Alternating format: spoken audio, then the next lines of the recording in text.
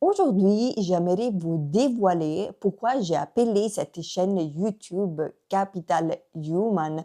Et ensuite, j'aimerais faire une différence. Pour moi, je trouve très intéressant quand dans le monde de société et dans le monde aussi des entreprises, on parle de capital human et de ressources humaines. C'est quoi la différence? Et je trouve que c'est important et intéressant aussi nous plonger dans cette différence. D'abord, j'ai appelé cette chaîne YouTube Capital Human parce que je crois que nous sommes le capital plus important. Nous avons tout le monde a un trésor dedans, tout le monde a de la valeur. Il faut tout simplement le reconnaître et développer ce potentiel que dort et qu'il est en chacun de nous, même en toi, que toi tu me suis, tu as de la valeur et tu as un potentiel à découvrir.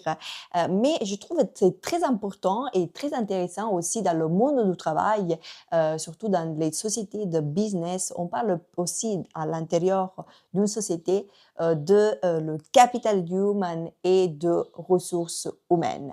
Mais c'est quoi la différence?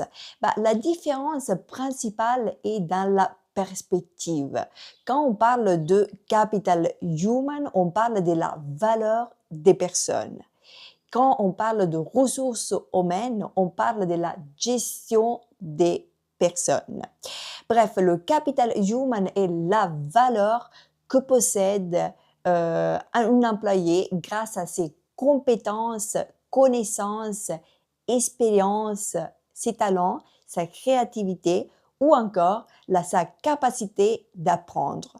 Dans cette logique, l'employé est vu comme un investissement.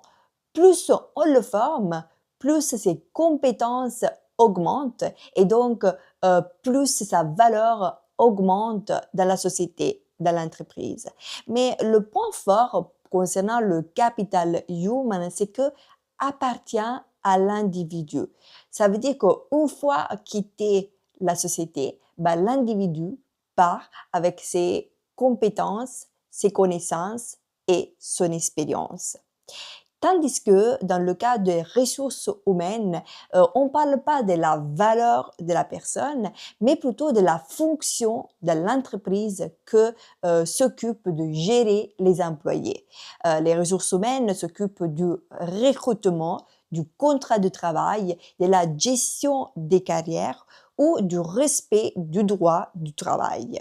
Donc, on peut le résumer comme le système qui coordonne les employés de l'entreprise. Cette différence, c'est que le capital human est la richesse des compétences qui possède une personne. Les ressources humaines est le système qui gère les personnes dans l'organisation. Moi, je partage l'idée que il ne faut plus voir les employés en tant que simplement des ressources à gérer, mais ainsi comme un potentiel à développer. Et c'est ça qui fait toute la différence. Bye!